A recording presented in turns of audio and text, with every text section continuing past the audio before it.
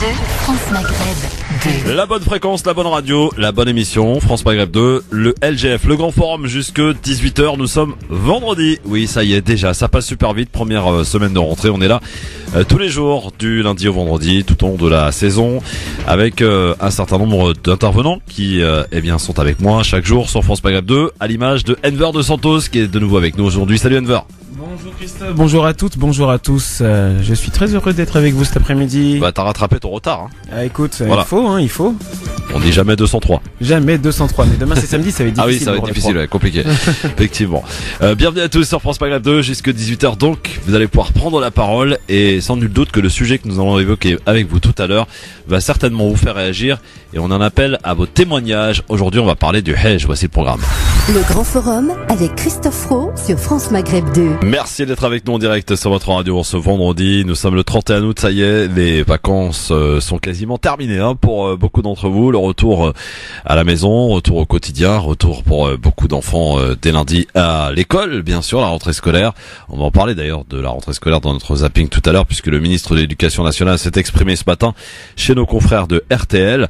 Pour l'heure, on va commencer cette émission en vous rappelant que lundi, on recevra Malik Bezou et avec qui on va parler du mot islamisme. Vous savez qu'on entend beaucoup parler de ce mot dans les médias, un petit peu partout, y compris dans la bouche des politiques, un peu à toutes les sauces finalement. Voilà. Mais est-il employé ce mot à bon escient? Pas vraiment. C'est ce que Malik Bezou s'est attelé à faire, à essayer de rétablir une certaine vérité autour de ce mot, de sa signification au travers d'un livre. Et il viendra s'en expliquer, lundi. Dans le cadre des entretiens du LGF qui auront lieu tous les lundis à 17h, on recevra une personnalité en tout genre. Voilà, vous pourrez ainsi découvrir différentes personnalités, que ce soit issus du monde de la politique ou des artistes, des écrivains, voilà, en tout genre. Tous les lundis, donc premier invité lundi, puis premier aussi rendez-vous qu'il va falloir noter sur vos agendas. Ça se passera tous les premiers mercredis du mois. On évoquera un sujet en long et en large et on a choisi pour ce premier sujet de rentrée Parcoursup et ses difficultés, puisque beaucoup d'élèves, on en parle maintenant quotidiennement quasiment, se retrouvent aujourd'hui sans avoir connaissance du lieu où ils vont pouvoir étudier, donc la fac de leur choix. Il semble y avoir quelques difficultés et pas des moindres d'ailleurs. Ainsi nous pourront aller en largeur donc sur ce sujet en compagnie de spécialistes, parce que qui mieux que des spécialistes pour parler d'un sujet. Forcément, c'est toujours mieux, et essayer de répondre aux différentes inquiétudes aussi. Si vous êtes vous parents, ou si vous êtes vous enfants, enfin plus enfants, quand on a 18-19 ans, on n'est plus des enfants, mais en tout cas à la recherche d'une fac et que vous n'arrivez pas à trouver, vous avez été refusé, etc. Donc on en reparlera et vous pourrez poser toutes vos questions mercredi prochain sur France Maghreb 2. Voilà pour les quelques rendez-vous, j'allais dire, qui vont être lancés dès lundi. Il y en aura d'autres que vous pourrez découvrir dès lundi en écoutant France Maghreb 2, le LGF qui a fait sa pré-rentrée, qui fait sa véritable rentrée. On est comme ça, tu sais, on vient avec le cartable et puis au fur et à mesure de la rentrée, on alimente le cartable avec la trousse, des stylos, avec les gommes et compagnie. Tu sais, quand tu vas à l'école, au fur et à mesure que tu vois les profs, ils te demandent d'acheter des fournitures. C'est un peu comme ça qu'il faut voir les choses. C'est ça. Ça me rappelle des trucs d'ailleurs. La rentrée scolaire, t'arrives, t'as le cartable quasiment vide, et puis dès la première semaine, ça y est, il se remplit. Et puis au bout de 15 jours, ça y est, il est plat. Et puis t'es mort, c'est parti pour une bonne année. En tout cas, une bonne année que nous vous souhaitons. C'est des bons souvenirs, c'est vraiment, c'est des bons souvenirs. C'est voilà, remember the time et tout, l'odeur du neuf. Ça te rappelle pas l'histoire du prof qui te demande le truc introuvable? Tu vois, le cahier spécifique que personne ne peut trouver. Celui qui a des spirales, mais qui en même temps fait des confettis et en même temps il fait de la lumière, etc. J'adore. Magnifique. Ah ouais, absolument. Bon, alors la question du jour, messieurs, dames, c'est le sujet à la une du LGF, bien sûr. Le nouveau monde d'Emmanuel Macron ressemble parfois étonnamment à l'ancien monde, dans ses pratiques en tout cas, puisque la nomination de l'écrivain Philippe Besson au prestigieux poste de consul de France à Los Angeles fait ainsi grincer quelques dents et pas des moindres, comme celle d'Éric Coquerel, député de la France Insoumise, au micro de nos confrères d'RFI. Écoutez. Emmanuel Macron manifestement aime s'entourer de copains et à certains moments attribue des responsabilités à des gens qui n'ont pas forcément les capacités de l'être, mais uniquement parce qu'ils sont proches de lui. Je pense à Monsieur Benalla qui assurait sa sécurité privée. Je pense là à Monsieur Besson. Donc ça c'est bon. Il y a un côté République des copains qui parfois d'ailleurs devient République des coquins qui est aussi insupportable. Éric Coquerel, donc pour lui, Emmanuel Macron, n'hésite pas à s'entourer de copains. Alors rappelons qui est Philippe Besson, c'est un auteur qui a écrit beaucoup de livres, notamment un livre de 300 pages, très élogieux envers le couple Macron. C'est peut-être ça la recette miracle pour avoir un poste au sein de la République, cher Enver. Il faudrait que tu te mettes à écrire peut-être. Non, mais je sais pas. C'est à un moment donné, tu sais, on parle de pouvoir jupitérien, etc. Ça ne fait que confirmer ce qui existait déjà. C'est juste que la réalité, et c'est ce qu'on disait hier avec Youssef, c'est que lui, il n'a pas honte de le montrer, quoi. Ouais. Il Alors, le fait en direct. La question est copinage ou pas copinage? Eh bien, c'est la question que l'on vous pose sur Facebook, à laquelle vous répondez sur Facebook France Maghreb 2, ainsi que sur Twitter NGF officiel, et en nous appelant aussi au 01 40 33 9000. Est-ce que ça vous choque vraiment? Copinage, pas copinage. Qu'est-ce qu'on disent nos internautes, cher Enver? Bah écoute, déjà sur Facebook, ils sont profondément choqués car c'est une majorité de copinage à plus de 70%. D'accord. Et sur Twitter, alors écoute, LGF officiel pour voter sur le compte Twitter, bien sûr pour répondre aux différentes questions du jour. C'est pareil à peu près. C'est à peu près la même tendance. Ils pensent que c'est du copinage et c'est malheureusement une réalité puisqu'on est à 100%. Ah oui, sur Twitter. Ah oui, d'accord. Comme ça, il y a pas de débat, quoi. Il n'y a pas de débat du tout, même. Bon, alors peut-être que vous allez trancher, vous nous apporter un petit peu de nuance sur cette question. 01 40 33 9000. Est-ce que ça vous choque ou finalement vous dites, mais attendez, Macron il fait comme les autres, quoi, finalement, donc il y a pas de changement, il y a rien de choquant.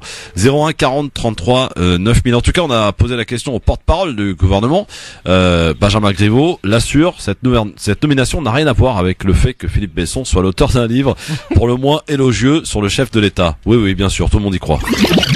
Écoutez, Philippe Besson, il a écrit, je crois, une quinzaine d'ouvrages. C'est un homme de télévision, c'est un homme de cinéma. Il est nommé à Los Angeles, qui est la ville de la culture par excellence. Et il n'est pas le premier. Jean-Christophe Ruffin, grand écrivain, avait été nommé ambassadeur et pas consul. Olivier Poivre d'Arvor est ambassadeur. Daniel Rondeau est ambassadeur. Il y a une tradition française. Moi, je me réjouis qu'on sorte un peu uniquement des profils qui ont fait le Quai d'Orsay et l'ENA dans nos ambassades et qu'on ait des profils différents venus de la société civile, du monde de la culture, du monde des arts, du monde de l'entreprise. Ça fera du bien aussi à nos administrations. Moi j'entends ce discours de Benjamin Griveaux, donc chez nos confrères de France 2. Mais pourquoi il a fallu qu'on change un peu les décrets, parce que normalement un poste de consul ça doit être un fonctionnaire qui doit être nommé à ce poste. On a changé un peu les décrets cet été au sein du ministère des Affaires étrangères pour permettre donc cette nomination. Alors vu sous cet angle, pourquoi pas Enver? Est-ce que ça peut finalement permettre d'avoir une diversité en matière de diplomatie et des gens qui soient pas forcément issus des grandes écoles, qui puissent accéder à des postes importants comme celui-ci? Là encore, je pense que la question a été détournée dans son fondement et dans sa réponse, parce que Benjamin Griveaux est bien gentil de dire que oui, ça s'est déjà fait dans le passé, etc. Et le changement avec les décrets actuels fait qu'on a pu encore plus accentuer. Ok, je l'entends. Mais moi, ce que je n'entends pas, c'est que ça n'est pas la question. On pose pas la question de savoir pourquoi un écrivain lambda devient consul ou il a un poste important à l'ambassade, à la limite. Voilà, on pourrait dire plein de choses, mais effectivement, c'est déjà arrivé dans le passé. Ce qu'on demande, c'est pourquoi un écrivain proche du président et ayant écrit un livre, mais super positif sur le président, a ce droit-là en particulier. Bon alors si tu veux, il y en a d'autres, Stéphane Bern qui a eu un poste. Par exemple. Alors par contre, faut préciser que pour Stéphane Bern, c'est bénévole. A priori, c'est bénévole. C'est ce qui fait la diff, c'est que lui, il est bénévole, sauf que l'autre ne l'est pas. Il va devenir consul et il va pouvoir profiter de tous les mérites de la diplomatie française. Ouais. Donc c'est sur cet aspect-là finalement que ça peut paraître choquant. Exactement. C'est le fait que c'est du copinage, quoi. Voilà. Copinage ou pas copinage, mais c'est selon. Donc il faut répondre à la question copinage ou pas copinage, parce que le fait de nommer un Ruffin ou un Olivier Poivre d'Arvor aussi font partie du monde. Donc on pourrait parler de ils se connaissent entre autres, sauf que là non, c'est au-delà même de la qualité de la plume de l'auteur. Le mec a quand même écrit un livre élogieux, mais super élogieux sur le président. Donc voilà où on en est aujourd'hui. À vous de nous dire ce que vous en pensez, évidemment. 01 40 33 9000. Est-ce que Est-ce que peut-être que les journalistes en font peut-être un peu trop et n'hésitent pas aujourd'hui à se servir d'une époque où le président est un petit peu en difficulté, son gouvernement également, pour taper dessus de manière un peu gratuite et profitant un petit peu de ces différentes affaires pour en faire des tartines, des couches. Eh bien vous nous appelez 01 40 33 9000 pour nous dire vous ce que vous en pensez. Est-ce que ça vous choque? Pas du tout. Est-ce que c'est du copinage ou c'est pas du copinage? Eh bien vous répondez à cette question sur Facebook France Maghreb 2 ainsi que sur Twitter LGF officiel ou en nous appelant bien sûr au 01 40 33 9000. Allô, bonsoir. Bonjour. Miaou, miaou. Ah bah oui, ça faisait longtemps, tiens. Ça faisait très longtemps. Alors ça c'est du copinage, ça par contre, Voilà. tu vois. Ça par contre, tu vois, c'est du vrai copinage, pour le coup. 01 40 33 9000, bien sûr, pour nous appeler. Le standard reste ouvert dans cette émission, plus que jamais, pour que vous puissiez vous exprimer. Alors, Éric Coquerel faisait référence à l'affaire Benalla. Benalla qui avait assuré la sécurité rapprochée du président de la République. Alors, évidemment, je vais pas vous rappeler ici, vous connaissez tous les tenants et les aboutissants de cette affaire qui a été ultra médiatisée courant juillet, juste après d'ailleurs le retour des Bleus en France. Ça n'a pas duré longtemps l'euphorie ici en France. Quoi qu'il en soit, donc aujourd'hui on s'aperçoit que quand on est un proche du président, on a plus de chances d'obtenir un poste. Tiens, à l'image de Agnès Salle, vous savez, celle qui avait été rattrapée par ses factures exorbitantes de taxi, elle a obtenu un poste au sein du ministère de la Culture, un énorme poste d'ailleurs. Donc voilà, il suffit d'attendre un petit peu, d'être patient, et tout le monde est recasé finalement un jour à l'autre. Donc finalement, le nouveau monde que Macron nous a vanté quand il est arrivé au pouvoir, c'est pas vraiment le nouveau monde, quoi. C'est plutôt l'ancien remixé, remis à jour. Voilà, c'est juste l'ancien avec d'autres paires de lunettes, en fait, des lunettes, je dirais, moins tamisées, qui permettent de mieux voir ce qui se passe derrière. Voilà. Eh bien, on essaie en tout cas, mieux peut-être aujourd'hui que l'arrivée des réseaux sociaux, aussi les chaînes en continu, font que maintenant plus rien ne passe au travers ou pas en tout cas. Mais beaucoup de sujets sont à la une et maintenant aujourd'hui c'est très compliqué pour un homme ou une femme politique de pouvoir cacher des choses parce que finalement tout finit par se savoir un jour ou l'autre grâce au travail de quelques journalistes. Il y en a quand même dans ce pays qui travaillent à l'image de Mediapart et bien d'autres aussi, qui reste quand même une presse très, très intéressante et qui nous propose une autre information avec une analyse en profondeur. C'est pas de l'information qu'on te sert, tu vois, quand tu ouvres le robinet. C'est ça, mais après là où ça devient scandaleux ce genre d'information, c'est un peu les gens ne se rendent, je sais pas si les gens en tout cas se rendent compte de l'impact que ça a. Pas simplement sur les adultes, mais nous on est là à essayer d'éduquer nos enfants en leur parlant de valeurs, en leur parlant de droits, en leur parlant d'égalité des chances, d'équité également, et de plein de choses qui sont super nobles. Et au final, comment tu veux expliquer à un gamin qui te dit telle personne de la cité va en prison parce qu'il s'est passé ça, et à côté on a des Benalla, on a des affaires mais super scabreuses et super scandaleuses où certains après avoir été accusés de viol sont blanchis. Alors tiens, en parlant de ça, petite information importante, Gérald Darmanin, vous savez, qui avait été accusé de viol, l'affaire est classée puisque c'est un non-lieu qui a été prononcé à son encontre. Donc c'est ça, c'est la réalité, c'est que tu peux pas aujourd'hui. Il va être de plus en plus difficile parce qu'il faut pas se faire de films. Les gamins sont sur Internet beaucoup plus souvent que leurs parents, et à un moment donné, ils se font leur propre opinion. Nous, on est là, on les regarde, on pense que c'est que du snap et que c'est que des choses, dites de leur génération. Mais les enfants s'informent, et quand les enfants voient que, il n'y a même pas de légalité, ou il n'y a même pas justement d'équité au sein même du pouvoir. Comment faire pour que l'enfant suive un chemin digne de ce nom? C'est pas possible. En tout cas, bon, réaction, copinage, pas copinage, 01 40 33 9000, et surtout en continuant de votant sur Facebook France Maghreb 2, ainsi que sur Twitter LGF officiel. Tiens, je vous donne une petite information, certainement qui va être à la une de l'actualité dans les jours à venir. Parce que ça vient de la diplomatie russe, cette information, donc c'est pas n'importe où. Apparemment, il y a eu des casques blancs qui sont venus accompagnés d'anglais pour apporter des armes chimiques. Alors dans quelques jours, il faudra s'attendre à une attaque tripartite entre les États-Unis, la France et l'Angleterre contre la Syrie, en nous donnant cette information comme quoi le président Bachar al-Assad aurait utilisé l'arme chimique, sauf qu'apparemment, d'après les Russes, cette arme chimique aurait été acheminée il y a pas longtemps, en ce moment même d'ailleurs, par les casques blancs et par les Anglais. Voilà, donc encore une fois, attention à la manip pour le coup. Pour ce qui est de la Syrie, on avait connu ça il y a quelques mois, une attaque, vous vous en souvenez, une attaque tout à fait inutile qui avait coûté beaucoup d'argent à la France, puisqu'elle avait atteint quasiment aucun objectif. Eh bien, on pourrait nous servir à la même chose dans les quelques jours à venir, que Bachar al-Assad aurait utilisé donc l'arme chimique et qu'il faut absolument évidemment intervenir, puisque c'était un petit peu la condition des États-Unis. En cas d'arme chimique, en cas d'attaque chimique, les États-Unis interviendront, accompagnés de la France, bien sûr, les suiveurs, et de l'Angleterre dans les quelques jours à venir. Attaque tripartite donc contre la Syrie à suivre. On doit donc se préparer à 1 million d'euros le Tomahawk, quoi. Voilà, c'est ça. Oui, c'était très cher, hein, ça. Ah ouais. C'est fou. Voilà. C'est beau. On a beaucoup d'argent dans ce pays finalement, hein, pour les armes, pour ce genre d'attaque, hein. Dommage qu'on en un ait peu pas moins pour les gens migrants, qui ont par faim. exemple. Voire pour les migrants, voilà. Pour les demandeurs d'asile, tu sais, le score apparemment va exploser cette année pour ce qui est des demandeurs d'asile. Voilà. Bon, on va en reparler bien entendu. 01 40 33 9000. Voici notre zapping qui est bien fourni aujourd'hui. Allez, on y va. Si on prend 100 millions d'Africains d'un remplacement de population. Bon, ben voilà. Parce que les mots bamboula, d'accord, c'est des mots. Non, moi très franchement, je vois un barbu en djellaba. La réimmigration, c'est le départ des immigrés. Réellement le déradicaliser, est-ce que c'est possible? Donner une bonne dose de cheval. Mais je me sens très bien. Si la connerie se mesurait, il servirait de maître étalon. Merci d'être avec nous sur France Maghreb 2 dans le LGF. J'adore ce jingle. Invité de nos confrères d'RTL ce matin, le ministre de l'Éducation nationale. Ça tombe bien, on en parlait hier avec toi, Enver, justement, ouais. De la rentrée scolaire. Il revient sur l'interdiction du portable à l'école. Le message envoyé, c'est que l'addiction aux écrans peut devenir une plaie dans notre société, que ça nuit au rapport humain.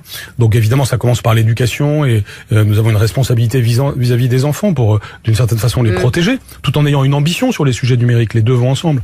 Mais s'agissant de la protection que nous devons aux enfants, eh bien, il y a aussi les protéger contre l'addiction au téléphone portable. Et les gens vivent ça en famille, malheureusement, et nous devons, quand on dit nous devons de tous les adultes, quand je vous ne leur dis pas dites l'exemplarité, vous leur dites non, quoi? j'ai pas utilisé spécifiquement. Je me suis pas spécifiquement adressé aux enseignants là-dessus. Je m'adresse aux adultes en contact avec les enfants de façon générale.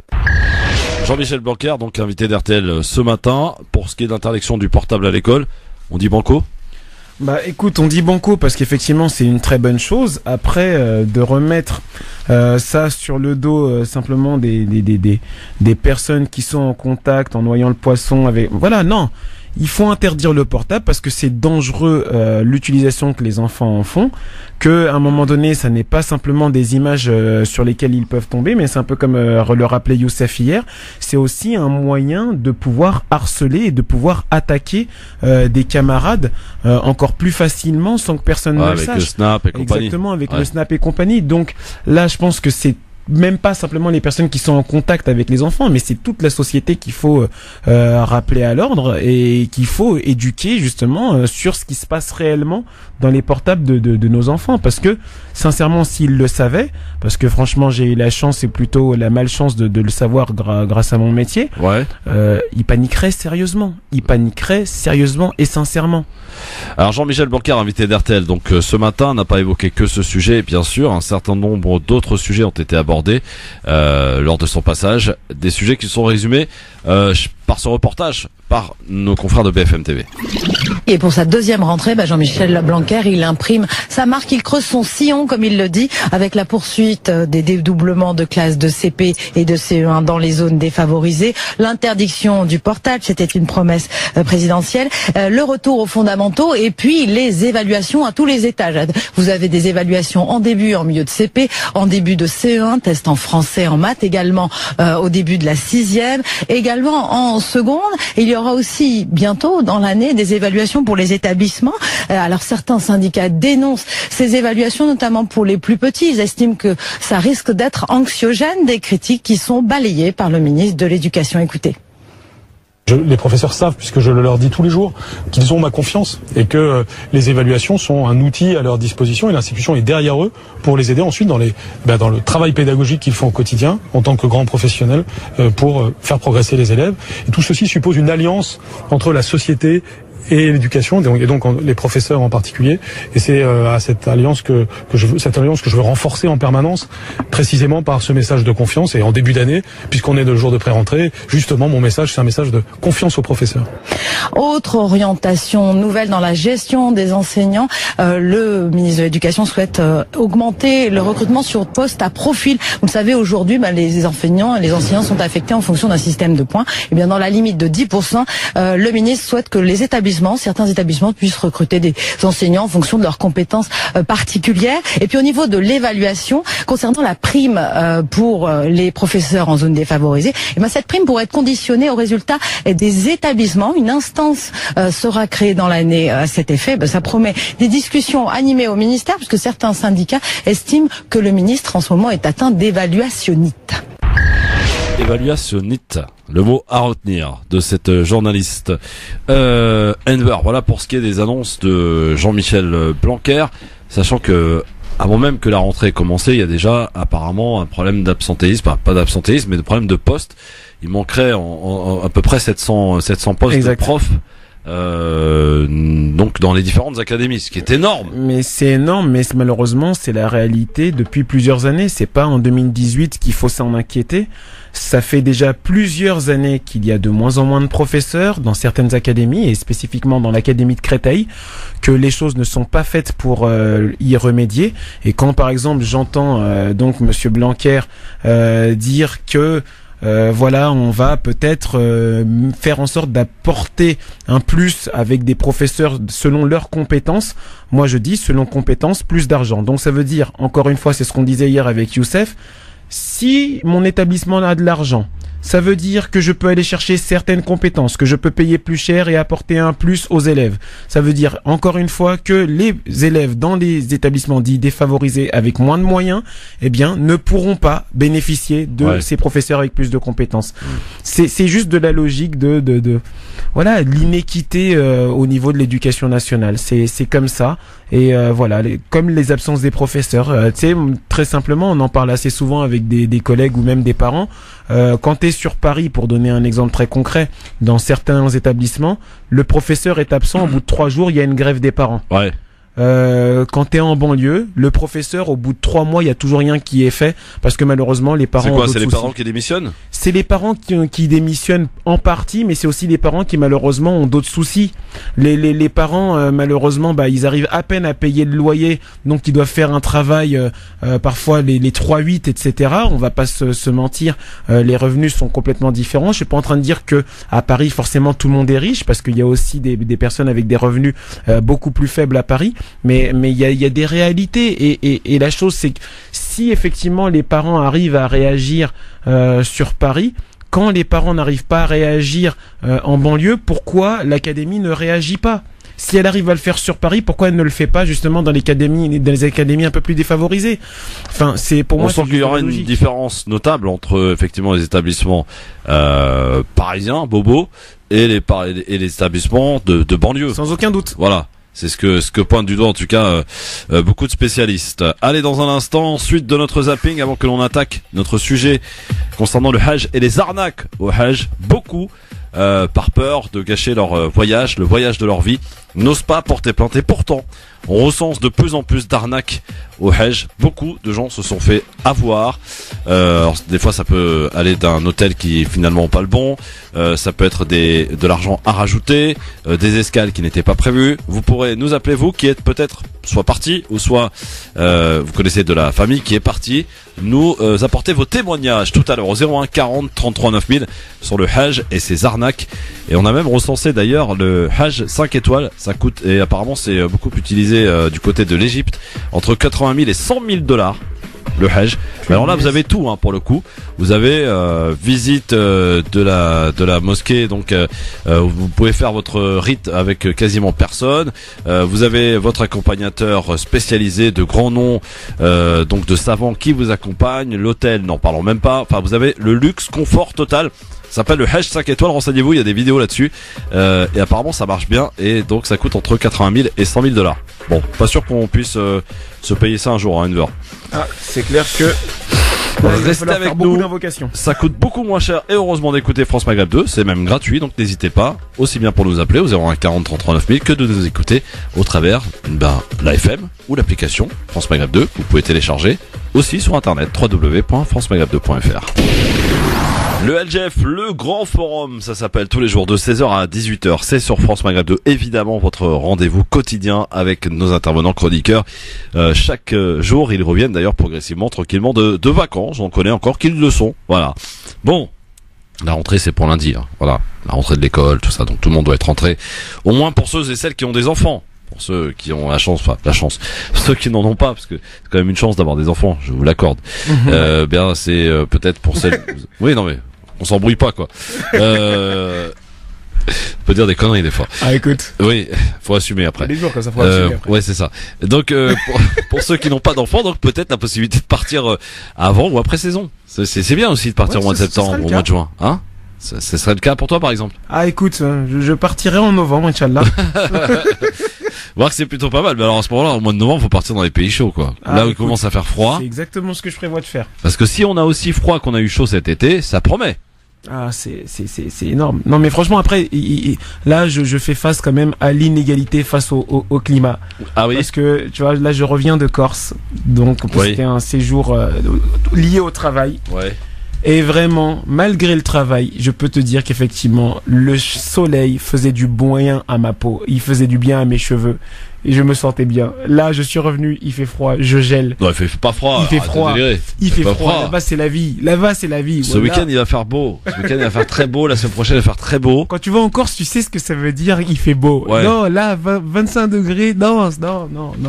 Non, je dis non, les amis. Aime la chaleur, vous l'avez compris. Exactement. La question du jour, je vous la rappelle, messieurs, dames, à propos de la nomination de Philippe Besson, qui est un auteur qui a écrit un livre plutôt élogieux, même très élogieux, envers le couple Macron. D'ailleurs, il était au restaurant, vous savez, qui avait fait polémique après le premier tour de l'élection présidentielle.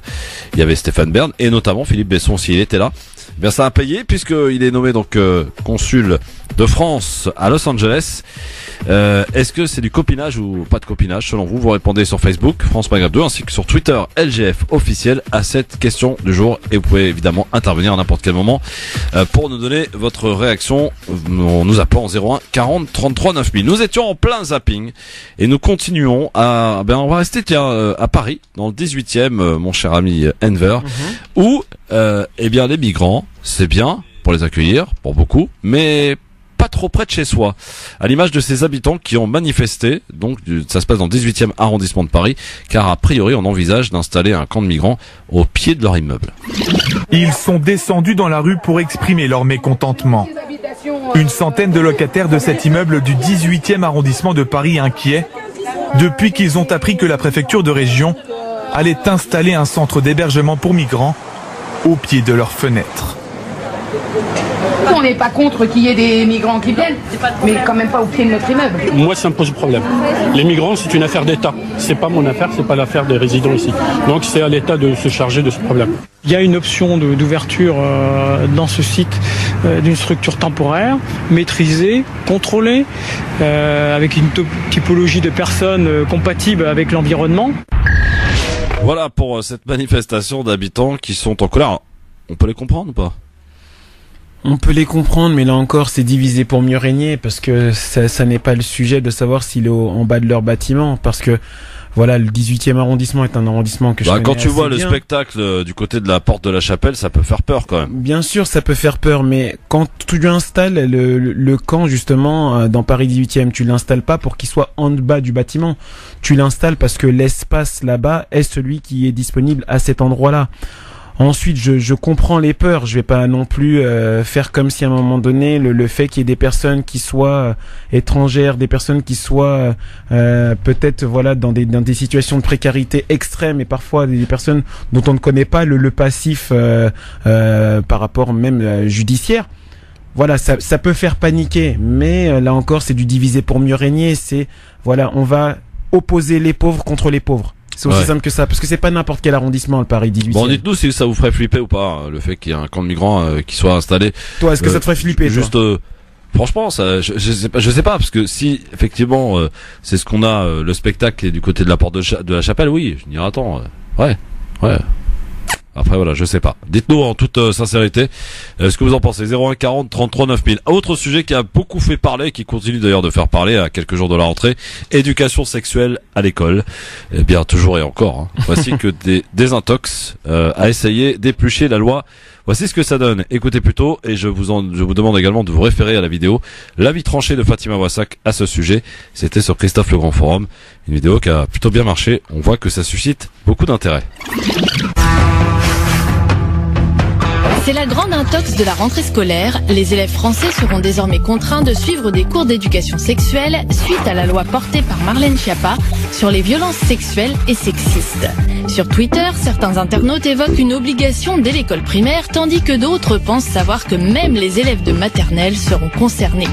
Problème, quand on épluche la loi promulguée début août, on ne trouve rien de tel. L'article 10 rend seulement obligatoire la sensibilisation des personnels enseignants aux violences sexistes et sexuelle et à la formation au respect du non-consentement. En fait, l'éducation sexuelle n'a pas attendu Marlène Schiappa pour faire son entrée à l'école. Elle est déjà obligatoire à partir du primaire et un article du Code de l'éducation de 2001 prévoit même 3 séances annuelles. Problème, cette loi est peu ou mal appliquée et pas partout. C'est pour cela que Marlène Schiappa a annoncé au mois de juillet une circulaire pour la rentrée demandant une application plus stricte des obligations légales. Cela n'a cependant rien à voir avec la loi de la secrétaire d'État à l'égalité homme-femme. Surtout, contrairement à ce que certains comprennent ou font semblant de comprendre, il ne s'agit pas d'une nouvelle disposition, mais simplement de faire respecter un texte déjà ancien. La seule nouveauté de la rentrée, c'est que la circulaire demandera aussi que soit évoquée la question du consentement, en plus des thèmes déjà abordés comme la puberté, la contraception, les maladies sexuellement transmissibles ou la lutte contre les préjugés sexistes ou homophobes. Une question de respect, plus que de sexualité finalement.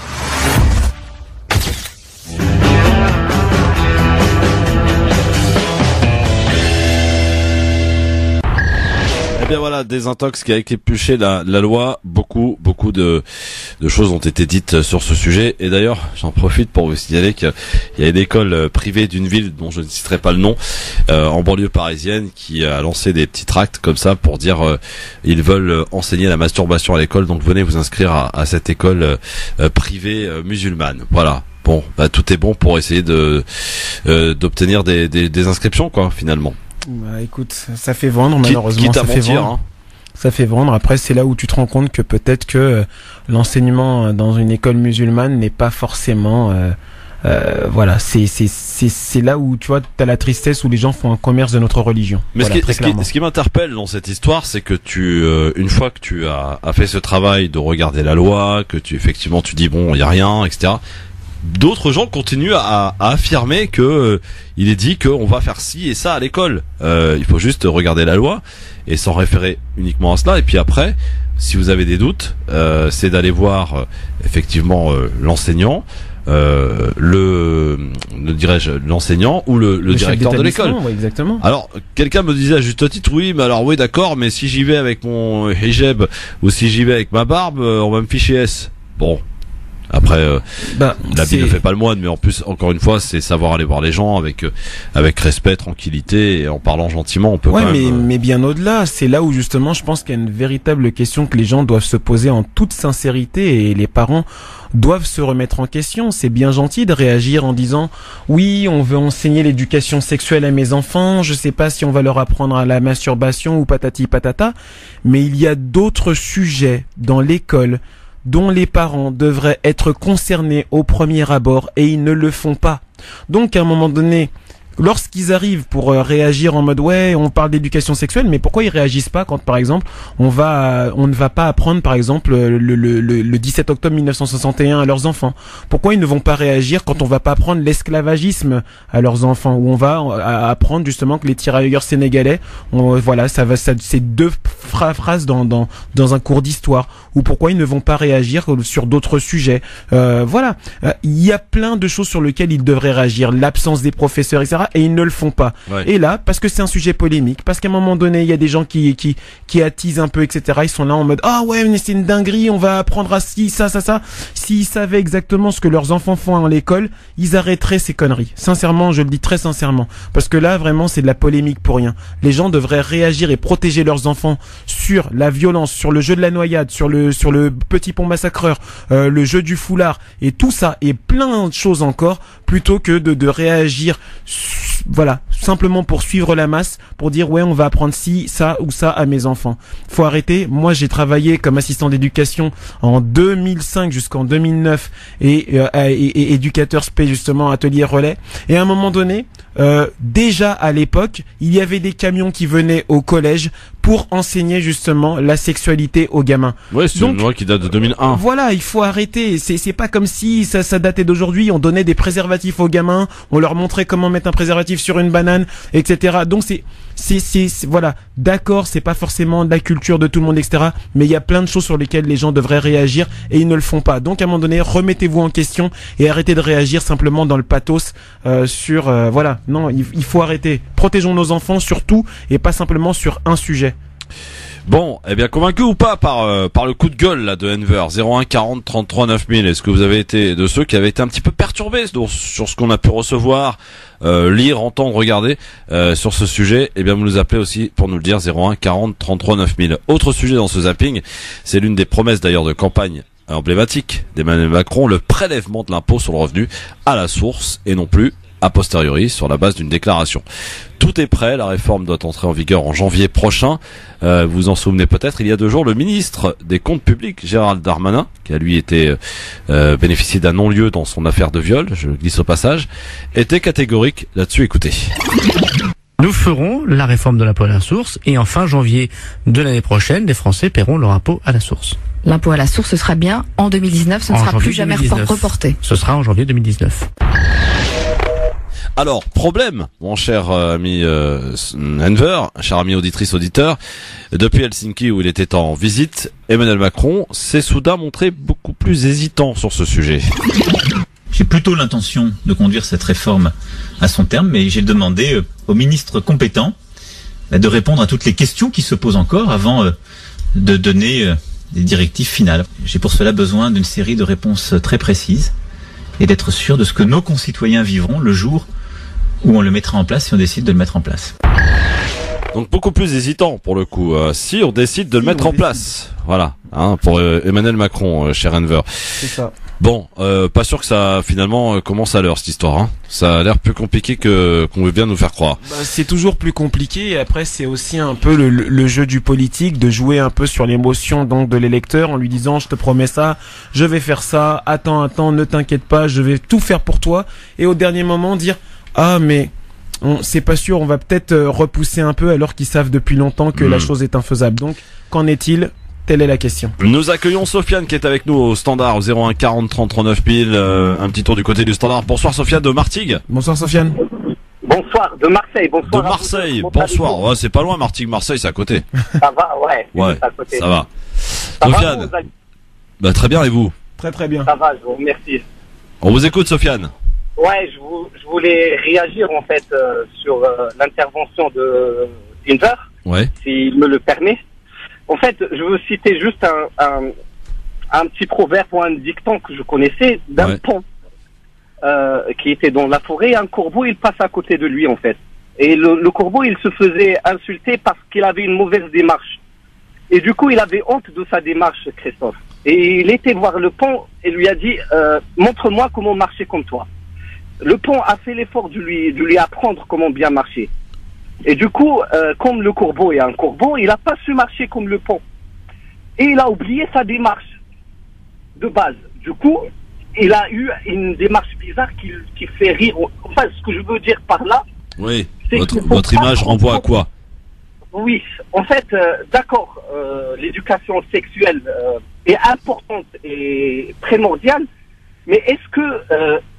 on a le droit de le banaliser par rapport à notre culture et à notre religion? Est-ce qu'on ne pourrait pas trouver moyen de faire, en fait, étudier ça à nos enfants, mais en respectant nos valeurs et nos principes? Est-ce que, en banalisant ce fait, en fait, j'ai pas encore d'enfant, Christophe. Hein, je comprends bien. Ouais. J'ai pas de barbe. Ouais. D'accord, je suis juste un jeune qui se demande et qui est fier d'être français, mais fier de mes origines, ma culture et ma religion. Bien sûr. Et je voudrais en fait que les deux, et pour moi c'est faisable. En fait, je vis comme ça en respectant la loi française, mais en respectant mes principes, mes valeurs et ma religion. Alors, une chose importante à signaler, Sofiane, parce qu'il faut bien qu'on s'entende bien, faut qu'on se comprenne bien. On n'est pas là en train de dire que ça n'existe pas, qu'il n'y aura pas de cours d'éducation sexuelle à l'école. C'est pas l'objet, et surtout que c'est faux, parce que effectivement c'est une loi qui date de 2001, donc qui est pas arrivée aujourd'hui. Sauf que Marlène Schiappa demande à ce qu'on l'applique. Elle demande l'application, parce que jusqu'alors elle n'a pas été tout à fait appliquée. On parle de 3 fois par an, et on insiste bien sur le fait qu'il ne va pas s'agir de montrer, comme disait tout à l'heure Enver, de mettre un préservatif à un enfant. Non, ça va être surtout sur le consentement, sur le fait d'apprendre à dire non lorsque, par exemple, un enfant n'a pas envie de faire la bise. Vous savez, quand vous êtes dans la famille, il y a beaucoup d'enfants et la tata veut absolument faire la bise au gamin, sauf que le gamin il n'a pas envie. Et bien, faut apprendre aussi à l'enfant à dire non, parce qu'il a son mot à dire, l'enfant. Quand il n'a pas envie de faire la bise, y compris que ce soit à sa grand-mère ou à sa maman, s'il n'a pas envie, il n'a pas envie. Faut pas le forcer. Et voilà, c'est surtout sur cet accès de consentement, et sur le fait aussi, là je pense que c'est important, les maladies sexuellement transmissibles, parce que vous n'êtes pas sans savoir, on a été jeunes, vous, Sofiane, moi, qui aujourd'hui est capable de nous dire qu'on a été sage toute notre vie? Personne, d'accord? Donc aujourd'hui, voilà, donc faut arrêter de nous faire passer pour ce qu'on n'est pas, surtout nous les hommes d'ailleurs en particulier. Exactement. Mais aujourd'hui rejoint par les femmes, parce que aujourd'hui 2018 oblige, hein. Il faut parler de ce sujet parce qu'il est important. Il est important de prévenir. Vaut mieux prévenir. C'est important pour éviter des drames. Et puis si toutefois ça peut apporter, et tout dépend de la manière dont c'est fait. Et c'est pour ça que tout à l'heure Enver disait à juste titre que les parents doivent être attentifs à ce qui se passe à l'école, y compris sur ces sujets-là. S'il semble que votre gamin il revienne de l'école en vous disant oui, on m'a parlé de ça, ceci, cela, ça vous choque, vous allez voir l'enseignant, la maîtresse, vous dire écoutez, je comprends pas pourquoi, quelle est l'utilité de faire ça, ceci, cela. Et elle vous expliquera, elle s'en expliquera. Mais de toute façon, voilà, si ça s'arrête là, c'est que bénéfique. Pour le reste, il faut surveiller. Nous ne disons pas ici tous ceux qui relaient des imbécilités sur les réseaux sociaux, parce qu'on en a vu, hein. Enver, oui, bien on allait masturber les gamins à 4 ans. Faut arrêter le délire. Faut juste, voilà, on n'est pas là. On est très critique envers tout dans cette émission. Vous le savez, mais il y a des moments, il y a quand même des choses à ne pas franchir, des frontières à ne pas franchir. Oui. Je suis un éditeur, c'est fidèle, quoi. Je vous écoute tout le temps. Je vous en remercie d'ailleurs, Sofiane. Mais merci. Je vous en prie. Christophe, je voulais juste dire que, je suis avec vous dans ce que vous dites. Juste, oublions pas en fait, on a tendance, la grande majorité de notre communauté, en fait, on a tendance, soit on se détache de toutes nos valeurs, soit on n'est pas. Alors je te pose une question, Sofiane. C'est quoi nos valeurs? Ça veut dire quoi nos valeurs? Nos valeurs, c'est la laïcité. Qu'est-ce qui empêche parler sexualité quand on est musulman? Excusez-moi, je suis pas contre le fait qu'on va apprendre la sexualité aux enfants. Ouais. La sexualité, même, on l'apprend même aux pays arabes et musulmans. Ouais. Et il y a des photos qu'on voit. Non. Après, c'est la manière dont c'est enseigné. Exactement. Ouais, d'accord. Ça, on est d'accord.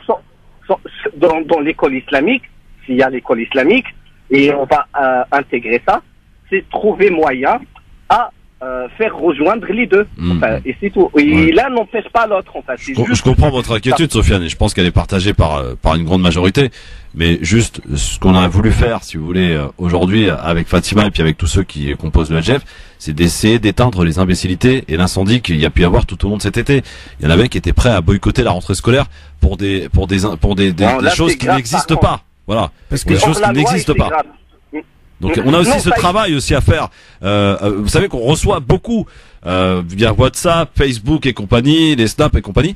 On reçoit beaucoup de conneries, beaucoup de vidéos. Il faut faire extrêmement attention sur les réseaux sociaux. Alors à nous aussi de faire ce travail quand une information nous paraît vraiment grotesque, quoi. On se dit, à nous d'aller chercher voilà. Qui nous empêche de lire la loi Schiappa là? On va la lire. Et justement, et parce que Sofiane, vous parlez justement de valeurs, de valeurs qui nous caractérisent en tant que musulmans. Exactement. Mais c'est effectivement une réalité, mais nos valeurs qui nous caractérisent en musulmans ne concernent pas justement que la sexualité. Elles concernent également le respect, elles concernent également l'apprentissage, les connaissances.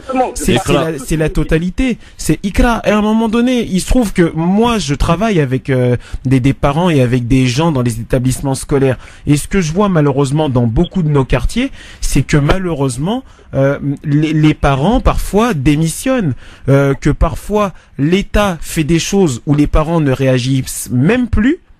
Et s'ils réagissaient, bah justement, on n'en arriverait pas là. Et j'irais encore plus loin. Là, voilà, on parle de éventuellement, voilà, ce décret sur, voilà, la loi de Chiapa, etc., la sexualité. Mais où sont les gens quand il s'agit de voter? Quand il s'agit de lire un programme et de choisir justement des gens qui vont les représenter voilà, à la tête de l'État et qui vont justement mettre en place ces mêmes programmes.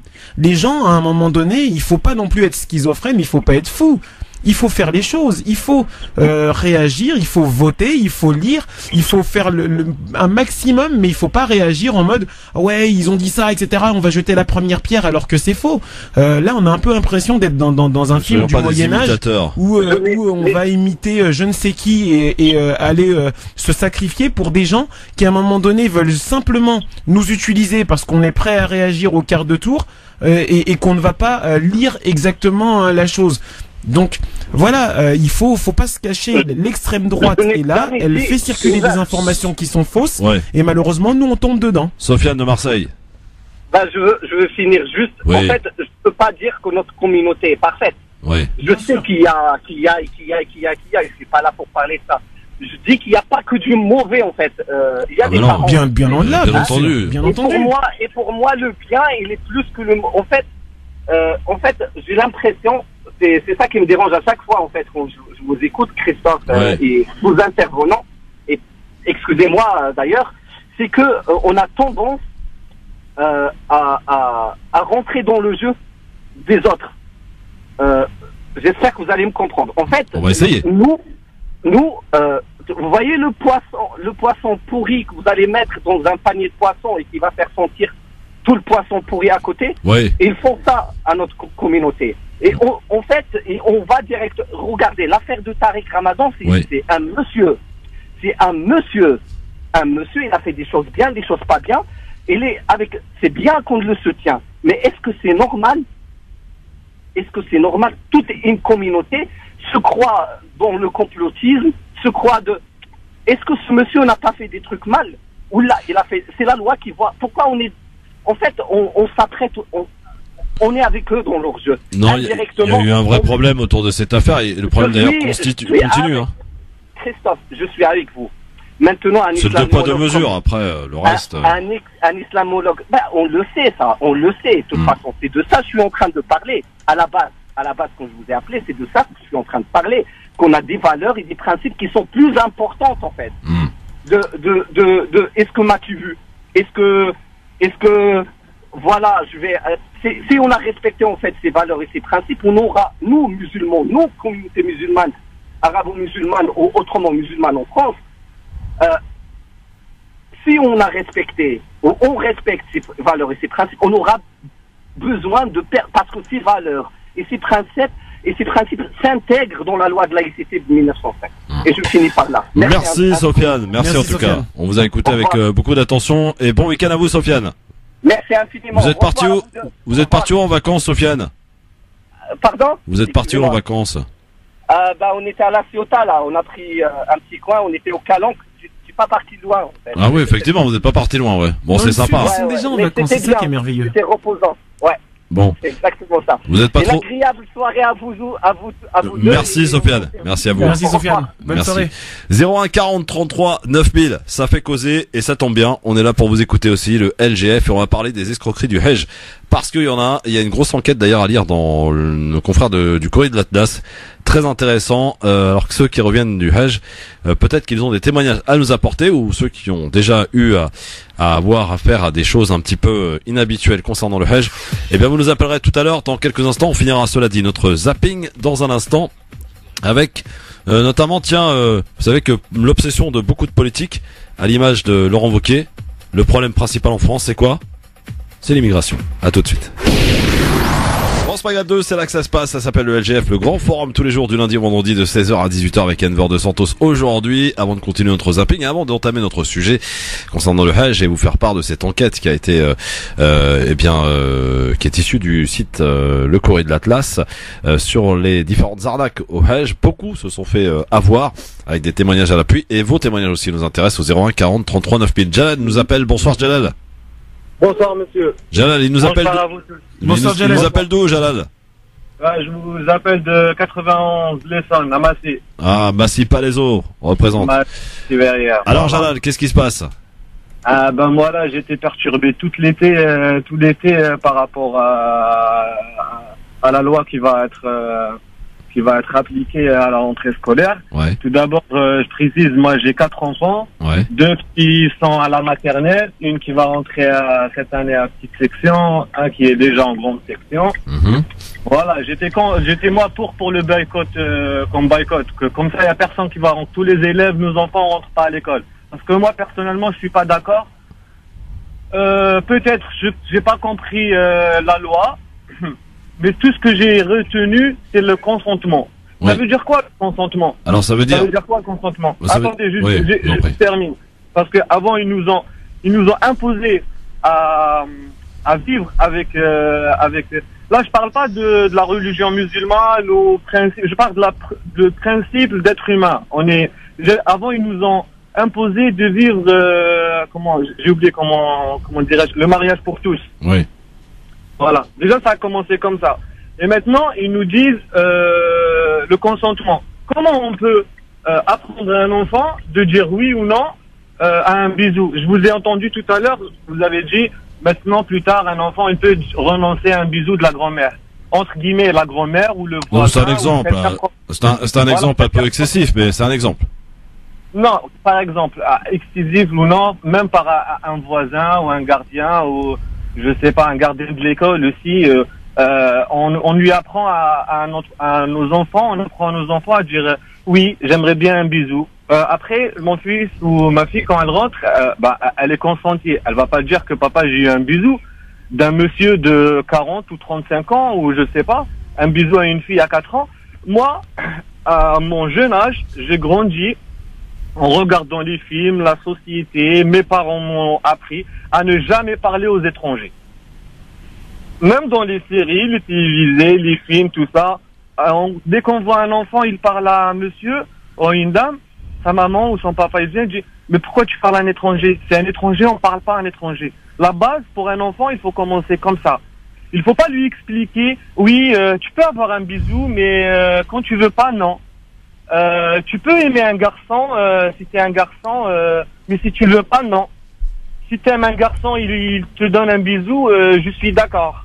Parce que t'es d'accord, t'es consenti, alors t'es d'accord. Après, même avec...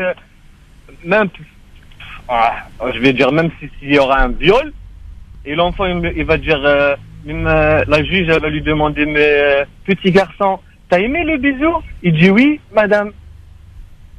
Et alors? C'est ça, l'éducation de nos enfants. Si tu permets, je vais répondre à Jalal. La réalité, en fait, c'est que malheureusement, Jalal, si vous permettez, c'est que notre époque à nous, où justement nos parents nous disaient, il faut pas parler aux inconnus, et l'époque aujourd'hui dans laquelle on est, ça n'a rien à voir. Je vous le dis très clairement. Si vous permettez juste un instant. Après, je vous entends et franchement, je vous comprends sincèrement. La réalité, c'est qu'aujourd'hui, les enfants, voilà, il y a le moment où ils sont à la maison, où vous, nous, les parents, on est là, on leur enseigne des choses, plus ou moins avec plus ou moins de difficultés. Et il y a cette partie où ils apprennent des choses de l'extérieur avec leurs camarades, avec ce qu'ils voient sur leur portable, ce qu'ils voient à la télévision. Et il n'y a plus le même contrôle qu'il y avait avant. Avant, ça se limitait à la télévision et les parents, ils nous disaient « va te coucher, ferme les yeux », ce genre de choses. Aujourd'hui, la plupart des enfants âgés entre, je dirais, 9 ans et parfois moins et plus, ont déjà des téléphones, des smartphones avec des vidéos et des connexions internet. Et ça, c'est pas l'école qui leur achète. Hein. Et c'est pas l'école qui leur achète. Et ce qu'ils voient dedans, quand on parle de consentement, c'est pas simplement l'histoire de oui, est-ce que tu as aimé le bisou ou pas. C'est leur faire comprendre justement qu'il y a des fois, eux, ils vont se dire, bah ouais, c'est normal qu'il m'ait fait un bisou, c'est mon copain. Alors que non.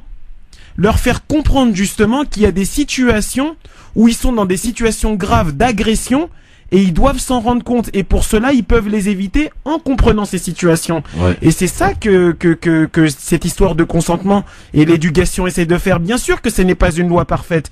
Mais comme l'a dit tout à l'heure Christophe, c'est aux parents après de discuter avec leurs enfants, de voir, qu'est-ce que t'as appris aujourd'hui? Qu'est-ce que t'as fait? Et la manière dont ça a été appris, si les parents ne sont pas d'accord, après d'en discuter avec les professeurs, le chef d'établissement ou la chef d'établissement. Mais ce sont des choses où, sincèrement, franchement, je vous dis en toute sincérité, on est obligé de passer par là aujourd'hui parce que, franchement, je vous le dis clairement, les enfants s'éduquent eux-mêmes à la sexualité à travers des choses qui nous dépassent. Vraiment, ils s'éduquent eux-mêmes à la sexualité à travers des choses qui nous dépassent. Parlons bien. Et ils s'éduquent bien leur portable. Jalal, t'as 28 ans, t'es quand même, t'es notre génération, voilà. Excuse-moi juste, Christopher, pour répondre sur un point. Vous dites, on doit leur expliquer aux enfants, c'est ça, entre guillemets, l'explication de consentement. Non, je suis pas d'accord, désolé. Il faut changer la loi, il faut pas dire qu'on va apprendre le consentement à nos enfants, il faut dire, la loi d'aujourd'hui, elle va apprendre à nos enfants à être, je sais pas comment dire, mais à être vigilants, qu'il faut pas faire, ça, il faut le dire. Bien sûr. Attention aux bisous. Déjà même mariage pour tous, on doit déjà même ça c'est un autre sujet. Déjà ça a commencé par ça. Et c'est ça ce que c'est ça ce qu'on le mariage pour tous, pardon de vous dire que ça nous concerne pas, en tout cas pour ceux qui sont pas homosexuels. Donc voilà, oui. à la limite le consentement. Mais quand on apprend à un enfant le consentement, ça commence comme ça. Normalement, c'est une école, elle est là pour encadrer et instruire l'enfant et le protéger, mais pas lui montrer et lui donner des idées pour. Oui, mais monsieur, moi je trouve intéressant ce que vous dites et je respecte parfaitement. Oui. Mais moi j'aimerais bien qu'on s'entende 2 minutes sur le fait. Moi, ça me gêne absolument pas qu'on apprenne à mon enfant en cas de viol, parce que c'est là le problème et ça part de là. C'est qu'il y a eu qu'un enfant sur 5 qui est agressé sexuellement. C'est grave ça, Jalal. Un enfant sur 5, et la plupart du temps d'ailleurs par son entourage. Et là, on est là en train de lui apprendre, attention, il y a des choses que tu ne dois pas accepter, quitte même à crier. Il faut que tu cries quand c'est pas normal. Il faut que tu te fasses comprendre, entendre. C'est ça le consentement. C'est apprendre à dire non à des choses qui sont pas normales. Et de fait qu'un enfant se fasse agresser sexuellement, c'est pas normal. Ça laisse des conséquences. C'est vrai que pour ceux qui ne connaissent pas et qui n'ont pas vécu, et j'espère que la majorité des gens, eh bien, ça laisse des traces, des conséquences à vie. Même sans parler de pénétration, le fait qu'un enfant se soit fait violer lorsqu'on lui touche des parties intimes ou quoi au caisse, c'est déjà des conséquences qu'il risque d'avoir durant toute sa vie. Donc à un moment, il faut peut-être les parents, c'est difficile. Je vous l'accorde, Jalal, c'est difficile de parler de sexualité avec son enfant. Il y a des tabous aussi qui sont toujours présents dans certaines familles et qui engendrent des problématiques absolument gigantesques. Mais aujourd'hui, moi, j'aimerais bien vous voir aussi vigilant avec vos enfants. Vous en avez 4, Jalal, c'est ça? Oui, j'en ai 4. Je m'adresse pas à vous, mais à tout le monde, et y compris à moi-même. Que l'on soit plus vigilant sur ce que nos enfants font avec leur portable le soir dans leur chambre. Parce que là, vous n'êtes pas nombreux à regarder ce qui se passe. Vous n'êtes pas nombreux à regarder dans l'historique de l'ordinateur de votre enfant. Et pourtant, il fait des choses qui pourraient éventuellement vous étonner. Donc, soyons vigilants, mais pas que pour un seul sujet. Vigilants pour tout. Ils étaient vigilants à leur époque. Ça a changé, Jalal, c'est plus la même époque. C'est plus la même époque. Je sais que ça a changé, mais regardez, par exemple, moi, je parle pas de moi.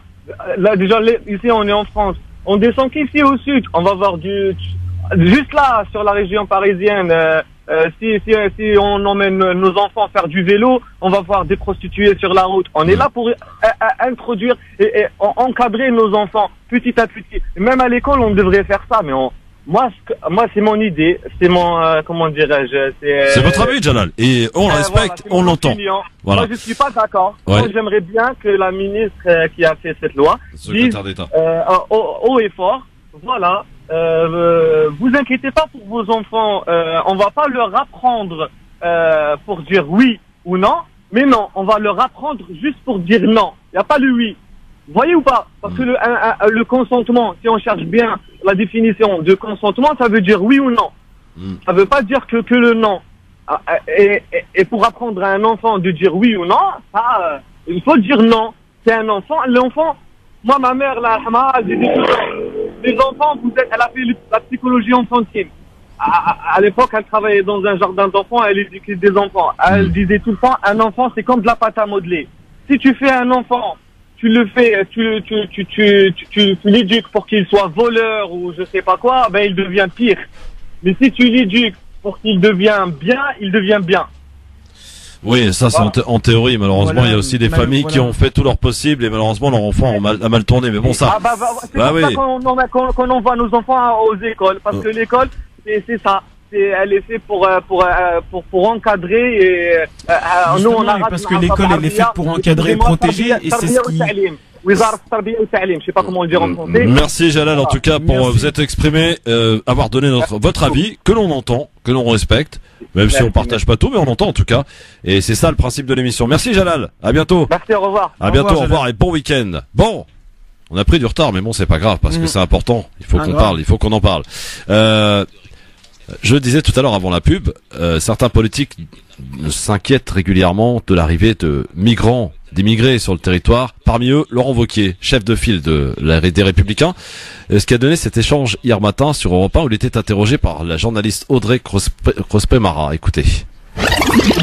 Sœur Emmanuelle, pensez-vous vraiment qu'elle serait d'accord avec vous sur les migrants? Vous savez, j'aime pas quand on utilise une personnalité comme Sœur Emmanuelle dans le débat politique. Je l'utilise pas.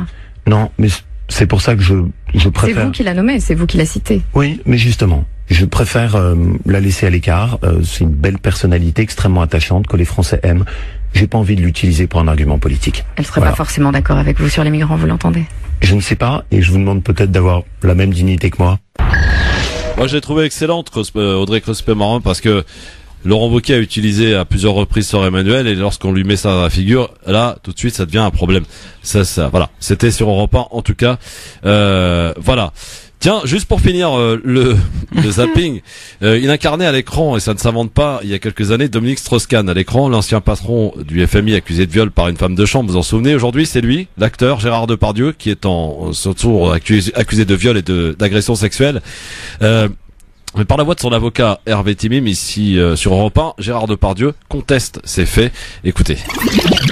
Gérard Depardieu n'a rien à se reprocher, il conteste toute agression sexuelle, tout viol, et il est très dommage que la nouvelle de cette enquête préliminaire soit rendue publique, parce que cela crée un préjudice extrêmement grave à Gérard Depardieu, et la justice, même si ça n'est pas d'époque, elle doit se dérouler dans le secret.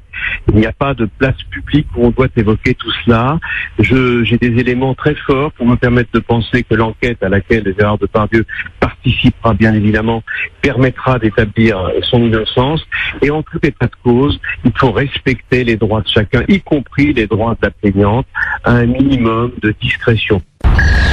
Voilà, pour l'avocat en tout cas de Gérard Depardieu, pour la petite histoire, une auditrice auditeur, c'est nos confrères d'RTL qui ont appelé l'avocat de Gérard Depardieu et c'est RTL qui a appris le dépôt de cette plainte donc à l'avocat qui lui-même l'a transmis à Gérard Depardieu. Vous vous rendez compte, ça paraît quand même assez hallucinant. La puissance des médias.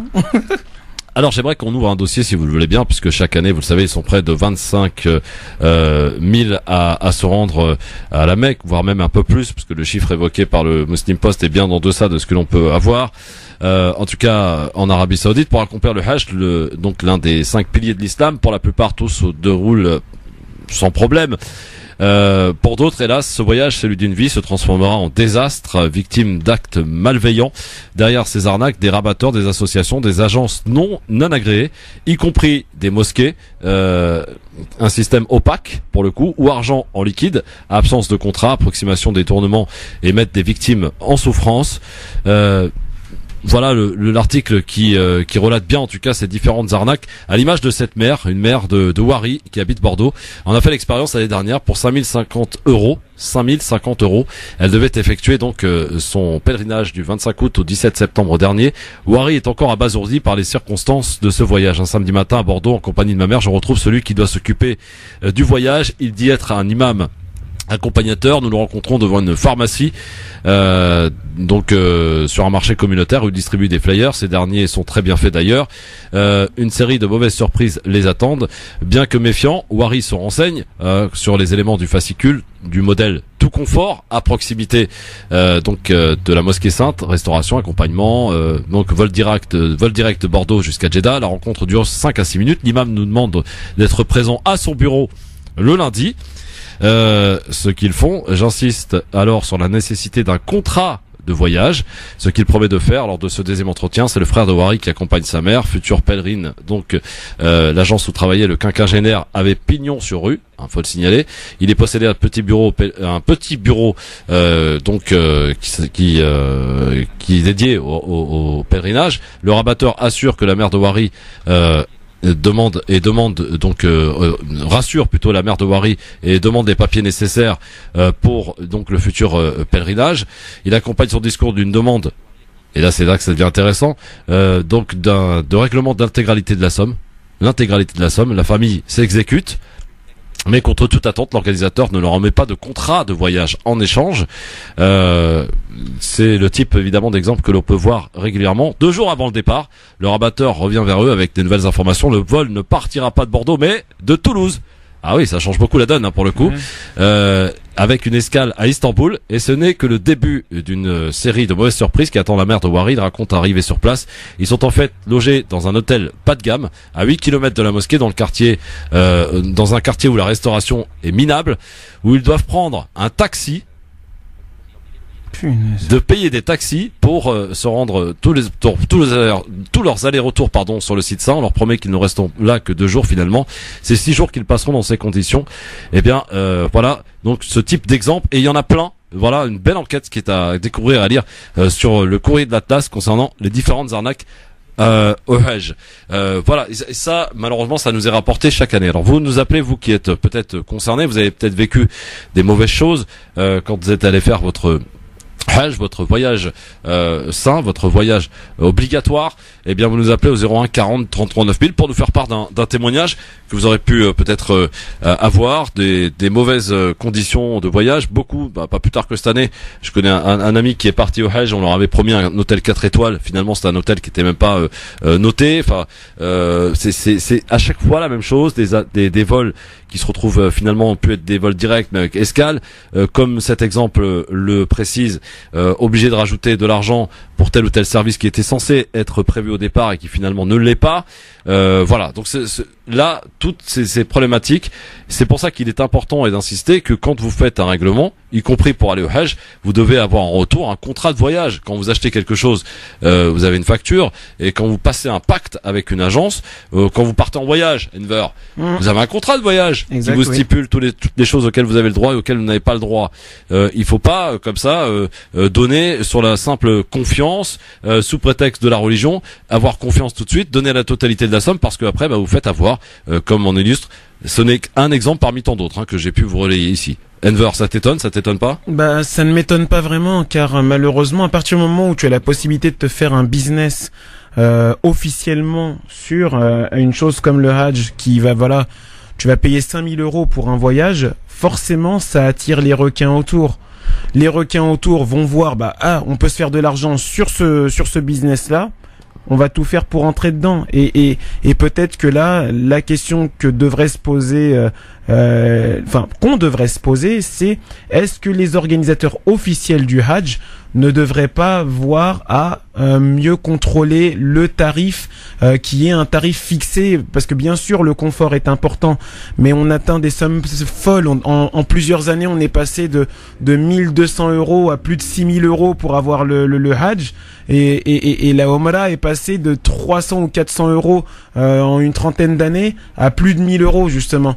Donc peut-être que justement les organisateurs officiels devraient se poser des questions. Vous avez le Hajj 5 étoiles pour ceux qui ont l'argent. C'est ça. De 80 000 à 100 000 $.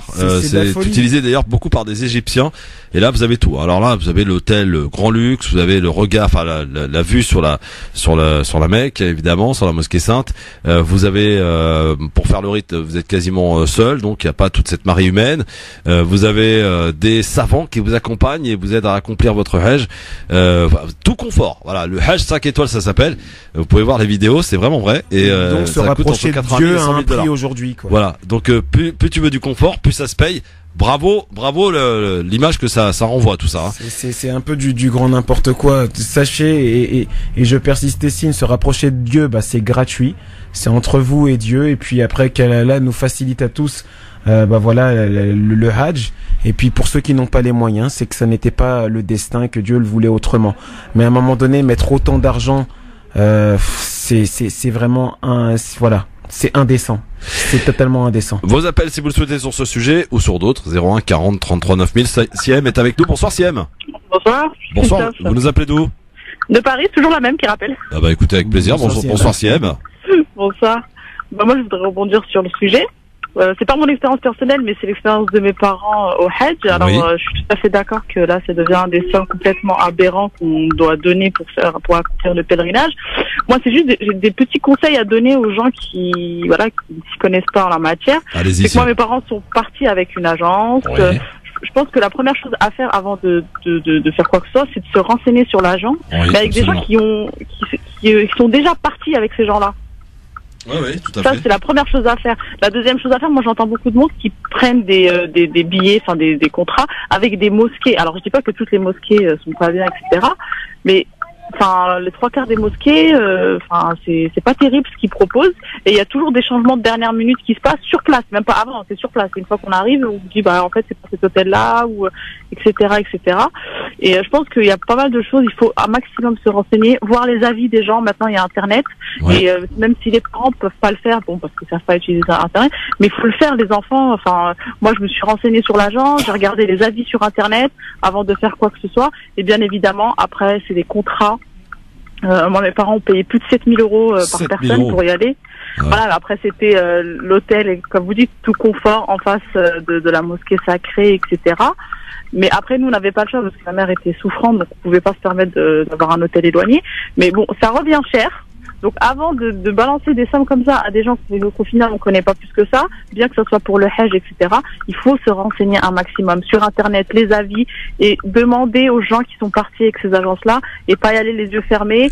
Et malheureusement, j'ai envie de dire, il faut aussi regarder un peu le prix, parce que entre une agence qui vous vend un séjour à 4000 € et une agence qui vous vend un séjour à 7000 €, et quand vous voyez les prestations sur la publicité, c'est la même chose, il y a forcément un truc qui va pas. Bien sûr. Donc, dans le rayon machine à laver chez Darty, si vous prenez la machine à laver à 120 € et celle à 420, il y a une différence normalement. Il y a forcément une différence.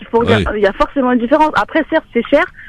Certes, tout le monde n'a pas les moyens de se payer un voyage à 7000 €, etc. Après, je comprends que les gens, et finalement, pour vos parents, ça s'est bien passé alors ou Ça s'est très bien passé.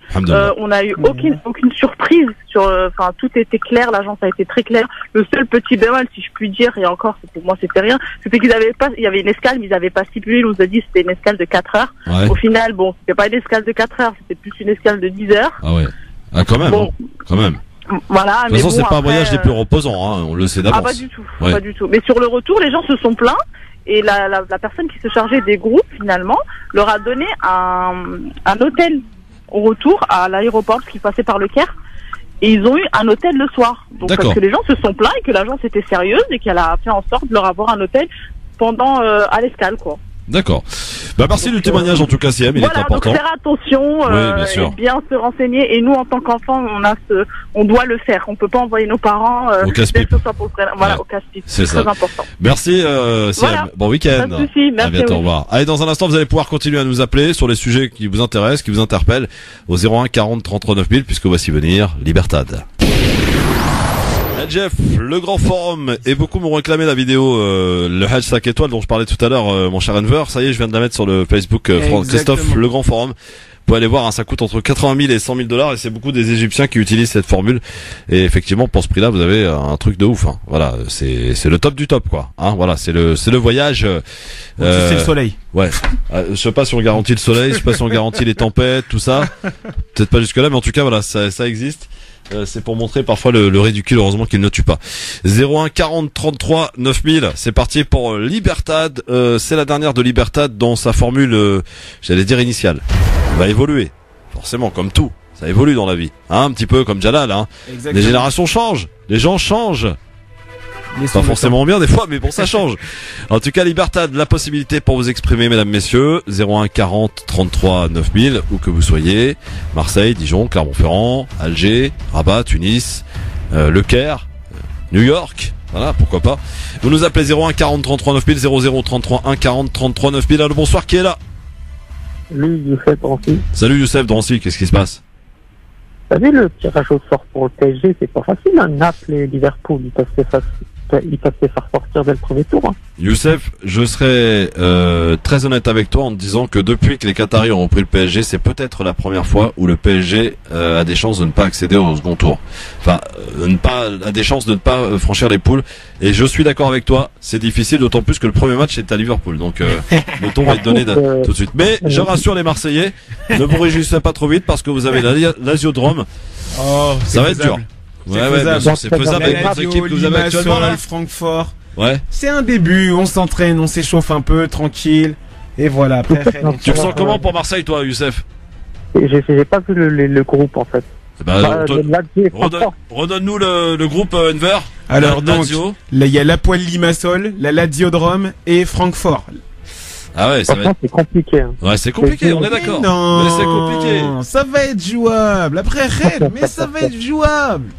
Qu'est-ce que vous êtes de mauvaise foi, les supporters marseillais? On n'est pas de mauvaise foi. Ouais, nous, on est allé en finale. Je reconnais que c'est difficile et que c'est peut-être l'année où c'est le plus compliqué à passer. Si on passe, tant mieux. Moi, je pense qu'on va passer. Voilà. L'entraîneur de Naples, en plus, l'entraîneur de Naples est Ancelotti, exactement. C'est pour ça que vous passerez pas. Exactement. On se rappelle. Merci Youssef. Salut mon gars. Et que le meilleur gagne, hein, celui que du faute, hein. Voilà. 01 40 33 9. Mais je sais que Youssef adore me taquiner. Dès qu'il y a un petit truc sur le PSG, il appelle direct. Voilà, il attend même pas une seconde. Moi, je le soutiens. Ouais. Mais bon, on verra. On verra qui sera qualifié en 8e entre les Marseillais et les Parisiens. Moi, c'était beau la finale l'an dernier, en tout cas, c'était très beau. Ah ouais, mais vous l'avez perdu. C'était quand même beau. Une finale n'est belle que quand on la gagne. Non, elle est belle quand on y va. Je suis désolé. Elle est belle quand on y va. Une finale n'est pas une finale quand on la perd. Allô, bonsoir, qui est là? Bonsoir. Bonsoir, monsieur. Quel est votre prénom? Younes. Younes, il nous appelle d'où, c'est Younes? Je vous appelle de Marseille. Bonsoir, Marseillais. Bonsoir, Younes. Bonsoir, Younes. Moi, je voudrais parler sur le cas de Tariq Ramadan. Oui, allez-y, Younes. Qu'est-ce qui se passe? De tous ces violeurs qu'on a entendus là, ces hauts fonctionnaires, personne n'a été en prison, hein. Il n'y a que lui. Enfin, des présumés violeurs, hein, que ce soit pour Tariq Ramadan et pour les autres d'ailleurs. Tant qu'il n'y a pas de procès, on est présumé innocent. Mais écoutez, ce gars-là, cet homme quoi, depuis février, il est en train de croupir en prison. Oui, on est d'accord. Hein? Oui. Ce gars a tenu tête à toute l'intelligentsia de Paris, hein. Vous regardez les vidéos, vraiment, hein. Ah oui, non, mais ça, tout le monde est d'accord. Je pense, mais notre communauté, elle n'a rien fait pour lui. Ah bah ça. Au contraire, ils étaient heureux. Pourquoi? Parce que nous autres, on est des jaloux. On n'aime pas le vrai, on est des je sais pas comment dire. Moi, je sais pas si c'est effectivement d'être des jaloux. Moi, je pense plutôt qu'il y a des gens qui ont été. Si, on est des jaloux. On n'aime pas l'intelligence. Non, mais tu sais pourquoi? On n'aime pas l'intelligence. On n'aime pas. Cher ami. Il y a des gens qui ont été perturbés parce que ce genre de choses soit reproché à Tariq Ramadan, lui qui a prôné pendant de nombreuses années justement tous ces sujets-là en disant il faut absolument bien se comporter avec les femmes, il faut etc. Voilà, tous ces discours il les a eu et aujourd'hui beaucoup se trouvent un petit peu perdus par rapport à ce qu'il est réellement, par rapport à ce qu'il a dit. Encore une fois supposé. Quand on entend ces gens-là qui ont en main quoi la religion. Mais vraiment, c'est dérisoire. C'est dérisoire. Non, mais je suis d'accord, mais voilà. Après, je vous explique juste un ressentiment. Moi, je regarde des vidéos, vraiment, il a eu affaire à vraiment. mais ça, personne ne le conteste. À tout Paris, hein. Personne ne le conteste. Paris crie comme leur cœur. Après, Younes, franchement. De poids de mesure, on est tous d'accord là-dessus. Il y a de poids de mesure, mais flippez pas. Si à un moment, voilà, on va pas se mentir, on est musulmans, on est croyants. Vous savez pourquoi je flippe? Parce que c'est le seul qui l'ont mis en prison. Non, il faut pas flipper, il faut pas flipper. Regardez, vous croyez que Dieu n'est pas au courant de ce qui se passe? Non, si à un moment donné, c'est la réalité. Si à un moment donné il est coupable et s'il doit lui arriver quelque chose, Dieu il s'en occupe. S'il est pas, s'il est innocent, il s'en occupera aussi. Oui. Mais vous avez vu les femmes qui l'ont accusé? Mais c'est toutes des putes. Non, par contre, non, je vous laisserai pas dire ça, monsieur. Ça, c'est des mots qu'il faut pas employer ici. Vous n'avez pas le droit de dire ça, même si tant est que vous soyez pas convaincu par leur témoignage, vous n'avez pas le droit de dire ça sur cette antenne. En tout cas, je vous laisserai pas le faire ici, cher monsieur. Je comprends votre colère, mais il y a un moment, il faut savoir aussi garder raison. Après, l'enquête et le procès définira réellement qui a menti ou qui a eu raison dans cette affaire. Ne soyons pas dans l'excès. Là, vous reprochez aux musulmans d'être dans l'excès, vous l'êtes vous-même. Donc voilà. Bon, allez, je vous pardonne cet excès de langage, mais en tout cas, ça n'a pas lieu d'être ici, et vous le savez très bien. À bientôt. Bonne soirée, bon week-end Younes, bon week-end à toutes et tous, mon cher Enver, merci. Merci à toi, merci à toutes et merci à tous, et à très bientôt, peut-être la semaine prochaine, mais j'espère, à très bientôt. Prends place, il y a du monde qui arrive là. Ok. Ah ouais, dépêche-toi. Lundi, le LGF, pour sa rentrée, recevra Malik Bezoum. On va parler de l'islamisme. Tiens, le islamisme, un terme qui revient beaucoup dans la bouche des journalistes, des politiques. On va tenter de l'analyser au travers d'un livre que Malik Bezoum a écrit, et on en parlera avec lui en compagnie de Alan Zawani et de Nadia Lazouni qui sera avec nous et qui feront leur rentrée lundi. Enfin, pour Nadia en tout cas, parce que bonne rentrée les filles. Et mercredi prochain, émission spéciale, la spéciale du Grand Forum, tous les premiers mercredis du mois, un sujet en profondeur avec des invités. Premier sujet à la une, mercredi prochain, Parcoursup et les difficultés de Parcoursup. On en parlera avec Fatima Wassak, Nadir Kaya et un bon nombre d'invités mercredi prochain. Et puis la semaine prochaine, vous retrouverez toute l'équipe, Nadir, Fatima, notre ami Yasser Louati qui fait sa rentrée, Nassim Lachlach qui sera avec nous mardi. Enfin voilà, beaucoup de monde va venir donc la semaine prochaine.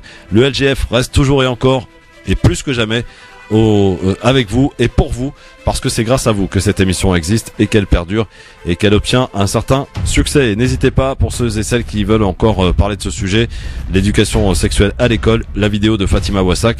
Je vous dis pas qu'elle a raison, qu'elle a tort, juste allez vous faire votre opinion en écoutant les arguments avancés par Fatima Wassak.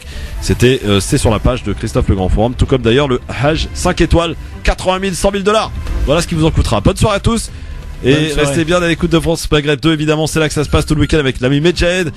Et il est 18h, pile poil, l'heure du flash de Marine Garel. Bonsoir Marine, bon week-end, à lundi, ciao. Bonsoir à tous, la chaise ne sera pas restée vide très longtemps. Le gouvernement sera au complet d'ici mardi prochain, déclaré Emmanuel Macron ce matin lors du Conseil des ministres. Sous-entendu, le remaniement ministériel interviendra d'ici là. Remaniement rendu nécessaire après la décision de Nicolas Hulot, ministre de la Transition écologique, de démissionner. Les enseignants ont repris le chemin de l'école aujourd'hui, quelques jours avant leur élève, attendu lundi dans les établissements. De nombreux changements pour cette rentrée 2018.